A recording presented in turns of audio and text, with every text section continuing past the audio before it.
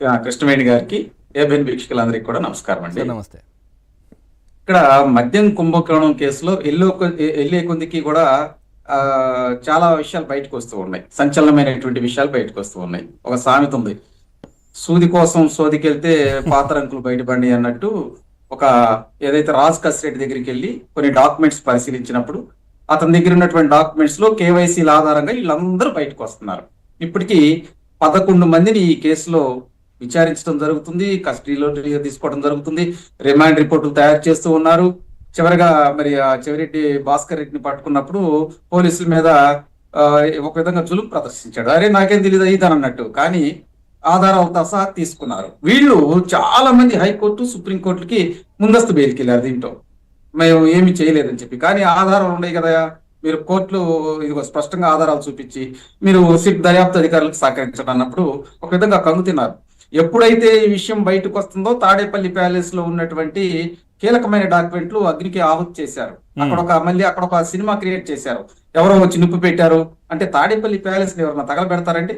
దాదాపు 30 అడుగుల ఎత్తున ఆమెతో ఇనపకం చేసుకున్నాడండి. అక్కడికి వెళ్ళి ఎవరన్నా తగలబెడతారా? వాస్తవంగా చెప్పాలంటే మీరు ఆఫ్ఘనిస్తాన్ లో ఉన్నటువంటి కొంతమంది ఈ విధంగా కట్టడాలు కట్టుకుంటారంట, ఏంది బాంబులు గింబులు పడకుండా ఆ విధంగా కట్టుకున్నాడు. అది ఇది కూడా చెప్పాలి మీరు, ప్రజాధనంతో 1250 కోట్లతో ప్రజల ధనంతో.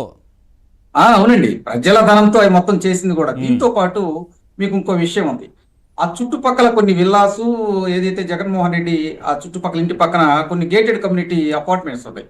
అక్కడికి గతంలో వీళ్ళు అధికారంలో ఉన్నప్పుడు ఎవరన్నా కొత్త వాళ్ళు వెళ్తే వెళ్ళనిచ్చేవాళ్ళు కాదండి. కొత్త వాళ్ళు వెళ్తే లేదండి మీకు ఎంట్రన్స్ లేదనేవాళ్ళు. అంటే ఏంటంటే అక్కడ ఈ మనీ ట్రాన్సాక్షన్స్ వ్యవహారాలు మొత్తం జరుగుతూ ఉండేవి. దీంతో పాటు దగ్గరలో 2-3 అపార్ట్మెంట్లు మొత్తం తీసుకున్నారండి. తీసుకొని వాటిలో వేరే వాళ్ళకి రెంట్కి ఇచ్చేవాళ్ళు కాదు, వీళ్ళే ఉండేవాళ్ళు. ఇట్లా నెల్లూరు నుంచి రాని, తర్వాత రాయలసీమ నుంచి రాని, ఉత్తరాంధ్ర నుంచి రాని వీళ్ళందరూ వచ్చి అక్కడ మంత్రాలు చేసుకొని ఈ అక్రమ మద్యానికి సంబంధించే కాదండి, ఇంకా వేరే వేరే ట్రాన్సాక్షన్ కూడా జరిగాయి. భూములు ఆక్రమించుకోవటం కానీ, ఎవరి మీద హ్యాక్ చేసి వాళ్ళ దగ్గర నుంచి డబ్బులు పెట్టడం కానీ, కొంతమంది రాజకీయ నాయకుల దగ్గర ఈ ఇసుక మాఫియా వాళ్ళ దగ్గర, అదేవిధంగా ల్యాండ్ మాఫియా దగ్గర ఉన్నటువంటి డబ్బులు మొత్తం ట్రాన్సాక్షన్ అక్కడే. ఎందుకంటే జగన్మోహన్ రెడ్డి ఇంటి చుట్టుపక్కల పరిసర ప్రాంతాలు వాళ్ళకి సేఫ్ ప్లేస్ గా ఎన్నుకున్నారు. చాలా మంది ఢీ సినిమా ఒకటి ఉంది కదా, మన శ్రీహరి గారు, తర్వాత మంచు విష్ణు, దాంట్లో డబ్బులు లెక్క పెడతా ఉంటారు ఒక ఇంట్లో కూర్చొని, అన్ని పెద్ద పెద్ద కట్టలు బస్తాలు వస్తా ఉంటే. ఆ విధంగా ఇక్కడ కూడా జరిగేదనే చర్చ జరిగింది ఈ చుట్టుపక్కల ఇళ్లలో. ఇక్కడ ఏమైందంటే ఇప్పుడు ఈ సెల్ ఫోన్లు వచ్చిన తర్వాత, ఏది 5G ఫోన్లు వచ్చిన తర్వాత గూగుల్ టేక్అవుట్ అని లొకేషన్ ట్రేస్ చేయడం ఈజీ అయిపోయింది. ఇప్పుడు వీళ్ళు ఎవరైతే పోలీసులు పట్టుకుంటున్నారో వాళ్ళ దగ్గర అందరి దగ్గర కూడా ఈ గూగుల్ టేక్అవుట్ లో చూస్తుంటే ఖచ్చితంగా అక్కడే ఉంటున్నారు. వీళ్ళతో పాటు విచారించే వాళ్ళు కూడా అక్కడే ఉంటున్నారు. అంటే ఏంటి, తీగ లాగితే డొంక కదిలినట్టు అన్ని బయటకు వస్తా ఉన్నాయి. ఇక్కడ వీళ్ళని రిమాండ్ వేయటం, ఆ రిమాండ్ రిపోర్ట్ లో కీలకమైనటువంటి విషయాలు చెప్పటం, తర్వాత మేమే కాదు ఇంకొకళ్ళు ఉన్నారంటాం, ఇవన్నీ జరుగుతూ ఉన్నాయి. ఈ పరిణామాల్లో ఏంటంటే మరి విజయసాయి రెడ్డి విజిల్ బ్లోయర్ అయ్యాడు ఇక్కడ. అరే నాకేం తెలియదండి, పలానోడు దొంగని చూపించాడు. అంటే ఏంటి, ఇతనికి దాంట్లో వాటాలు ఏమన్నా రాలేదా, లేకపోతే వాటాలు సఖ్యత కుదరలేదా? ఇక్కడ 2 అంశాలు. దీంతో పాటు అసలు ఈ ప్రధానమైనటువంటి ఈ లిక్కర్ స్కామ్ లో విజయసాయి రెడ్డి కీలక పాత్ర ఉందనే అనుమానాలు సిట్ అధికారులకు వస్తా ఉండేది. అంటే ఇటువంటి వాళ్ళని ఏం చేస్తారంటే ఎన్ని అయిపోయిన తర్వాత పట్టుకొచ్చి లాన్ వేసేసి అప్పుడు ఇలా వ్యవహారం చూస్తారండి. ఎందుకు మరి ఆయన సాక్షి లాగానే చూసారు కదా కాదా?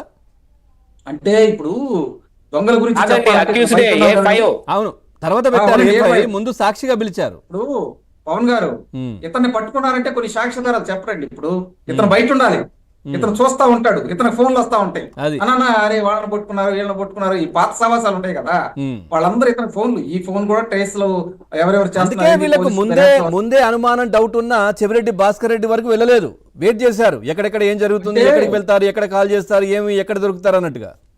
పవన్ గారు ఇక్కడ చెవిరెడ్డి భాస్కర్ రెడ్డి కాదండి, దీంట్లో ఇంకొక 50 మంది ఇన్వాల్వ్మెంట్ అయి ఉన్నారు, పెద్ద వాళ్ళు, అవి కూడా బయటకు వస్తాయి. ఇంకొక 50 మంది.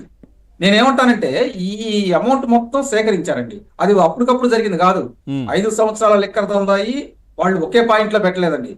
రాష్ట్రంలో కొన్ని, ఉత్తరాంధ్రలో, అదేవిధంగా రాయలసీమలో, నెల్లూరు ప్రాంతంలో కొన్ని, ఈ డెల్టా ప్రాంతంలో కొన్ని, వాళ్ళు ఒక డంపింగ్ పాయింట్లు పెట్టుకుని అక్కడ పెట్టారు. ఈ డబ్బులు మొత్తం ఏం చేశారు, ఎవరెవరికి పంచాలి, ఎక్కడెక్కడికి వెళ్ళాలని ఒక రూట్ మ్యాపింగ్ వేసుకున్నారు. కొన్ని హైదరాబాద్ నుంచి విదేశాలు తరలిచ్చారు. ఇక్కడ హైదరాబాద్ లో ఒక బ్యాచ్ చూసేది, ఇక్కడ ఆంధ్రప్రదేశ్ లో చూసే బ్యాచ్ వేరు.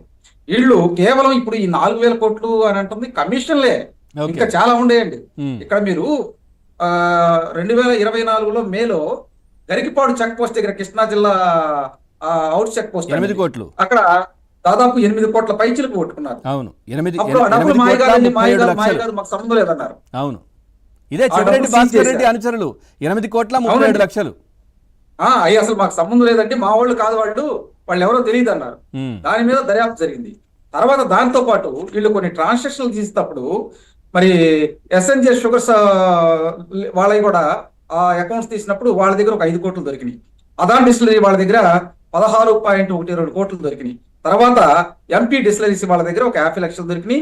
ఇవన్నీ కూడా ఏసీబీ కోర్టులో పెట్టారండి. అదొకటి దీనికి తమిళనాడు సంబంధించి బార్డర్ దగ్గర కూడా డబ్బు దొరికింది కదా సార్ అప్పుడు. అది ఫస్ట్ లోనే అది మొట్టమొదటి దొరికిందండి ఆ డబ్బులు. అది కూడా దీనికి దాంతో సంబంధించింది పాటు- అనే చర్చ. ఎందుకంటే అక్కడ తమిళనాడులో కూడా చెవిరెడ్డి భాస్కర్ రెడ్డికి అన్ని రాష్ట్రాల్లో లింకులు ఉన్నాయి. అందరు ఒకటి తమిళనాడు, కాదండి, కర్ణాటక, తెలంగాణ, ఏపీ. ఈ పరిణామ క్రమంలో త్వరలో ఏంటంటే ప్రైమరీ ఛార్జ్ షీట్ అయిపోతున్నారు సిట్ వాళ్ళు. Hmm. ఇక్కడ మీకు ఈ ఛార్జ్ షీట్ వేసేటప్పుడు ఇంకొక 50 మంది కీలకమైనటువంటి వ్యక్తులు ఉన్నారు. కొంతమంది నిన్న ఇండోర్ లో కొట్టుకున్నారండి. Hmm. వాళ్ళని కూడా విచారిస్తా తీసుకొస్తే వాళ్ళు ఇంకొక 20 మంది పేర్లు చెప్పారు. అంటే ఈ మొత్తానికి లింక్ ఏంది? జగన్మోహన్ రెడ్డి అనేటువంటి వ్యక్తి వీళ్ళ ద్వారా ఈ మొత్తం దందా నడిపాడు. కొంత అమౌంట్ ఏమో తాడేపల్లి ప్యాలెస్ లో పెట్టేవాడు, కొంత అమౌంట్ విదేశాలు వెళ్ళి, కొంత అమౌంట్ ఏమో బెంగళూరులో ఇన్వెస్ట్మెంట్ చేశారంట, కొంత అమౌంట్ ఏమో గోల్డ్ షాప్ లో ఇన్వెస్ట్మెంట్ చేశారు, కొంత అమౌంట్ ఏమో రియల్ ఎస్టేట్ లో పెట్టారు, కొంత అమౌంట్ తీసుకెళ్లి విదేశాల్లో వెళ్ళాలనుకున్నారు, దుబాయ్ లో కొంత అమౌంట్ పెట్టారు. ఇవన్నీ ట్రాన్సాక్షన్స్ ఒకదానికి ఒకటి. ఇవన్నీ కూడా ఎట్లా కేవైసీల ఆధారంగా ఇప్పుడు విదేశాలు తీసుకెళ్లాలంటే కొంత అమౌంట్ ని తీసుకెళ్లి అది అనధికారికంగా ట్రాన్సాక్షన్ చేసేవాళ్ళు, అక్కడ ఉన్నటువంటి కరెన్సీకి మార్చేవాళ్ళు. అక్కడ కూడా హవాలా డబ్బు కదండి అది. ఈ హవాలా ఏ విధంగా చేశారు, ఈ డబ్బులు అసలు ఎక్కడ తీసుకెళ్లారు, ఏ విధంగా ఈ ట్రాన్సాక్షన్ జరిగినాయి, అదే విధంగా ట్రాన్స్పోర్ట్ ఏ విధంగా జరిగింది, Okay. వీటన్నిటి మీద బయటకు వస్తున్నాయి. అంటే ఇక్కడ కీలకమైనటువంటి విషయాలు ఈ రోజు సిట్ వాళ్ళ దగ్గర ఉంది. ప్రైమరీ ఛార్జ్ షీట్ లో వేసినప్పుడు ఖచ్చితంగా కోర్టుకు సమర్పించేటప్పుడు ఆధారాలతో సహా సమర్పిస్తారండి. ఇప్పటికే 30 కోట్ల రూపాయలు పట్టుబడ్డాయి. ఈ 30 కోట్లంతా కూడా ఈ రోజు జప్తు చేయమని చెప్పి గవర్నమెంట్ గ్రీన్ సిగ్నల్ ఇచ్చింది, ఆంధ్రప్రదేశ్ గవర్నమెంట్. కాబట్టి ఈ డాక్యుమెంట్స్ తో పాటు వాళ్ళ యొక్క పర్సనల్ అకౌంట్స్ కూడా మొత్తం వెరిఫికేషన్ చేస్తున్నారండి. తెలివిగా ఏం చేశారంటే వీళ్ళకి నమ్మకమైనటువంటి కొంతమంది వాలంటీర్లకు కూడా డబ్బులు ఇచ్చారండి. అవి కూడా బయటకు వస్తున్నాయి ఇప్పుడు. ఇది చిన్న చిత్కా కేసు కాదండి. కమిషన్ లోనే 4,000 కోట్ల రూపాయల చేతులు మారినాయి. ఇంకా దీనితో పాటు అక్రమ మద్యం అమ్మారు, అవి బయటకు వస్తాయి. దీంతో పాటు కమిషన్లు, లోకల్ బ్రాండ్లు అమ్మినందుకు ఆ కమిషన్లు వేరు, డిస్టిలరీస్ దగ్గర నుంచి వాళ్ళని బెదిరించి తీసుకున్నటువంటి Right, అమౌంట్ sir. వేరు. Okay. దాదాపు ఈ 1,000 కోట్ల రూపాయల స్కామ్ బయటకు వస్తుందండి. జగన్మోహన్ రెడ్డి గారు ఒక్కసారిగా ఉక్కిరి బిక్కిరి అయిపోతున్నాడు. ఇదేందిరా వీళ్ళకి ఎట తెలుస్తుంది? చెవిరెడ్డి భాస్కర్ రెడ్డిని పట్టుకున్నారు, మోహిత్ రెడ్డిని పెట్టుకున్నారు.